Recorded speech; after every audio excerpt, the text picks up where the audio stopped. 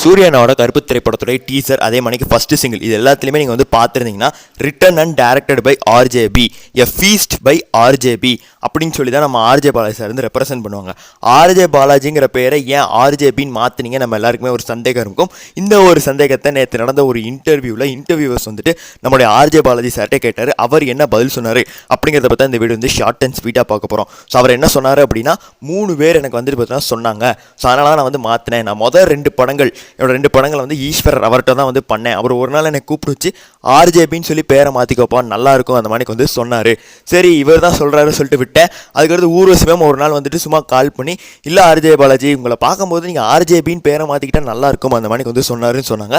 So 2வது ஆளா. So 3வது அவரோட நெருங்கின யாரோ ஒரு ஆள் வந்துட்டு ஆர்ஜேபின்னு மாற்றிக்கோங்க சொன்னாங்களாம். இத்தனை பேர் சொல்கிறாங்களே சொல்லி யூனிவர்ஸ் ஏதோ சொல்ல வருது அப்படின்னு சொல்லி அவர் யோசிச்சுட்டு இருக்கும்போது தான் ஆர்ஜேபின்னு மாற்றிட்டாரு போல்.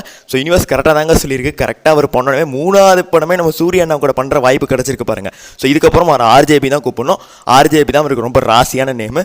ஸோ நம்ம சூர்யா அண்ணாக்கு ஒரு தரமான படத்தை வந்து ரெடி பண்ணியிருக்காரு கருப்புன்னு. ஸோ இதை பற்றி உங்களோட கருத்துக்களை கமெண்ட்ஸ் சொல்லுங்க. நன்றி வணக்கம்.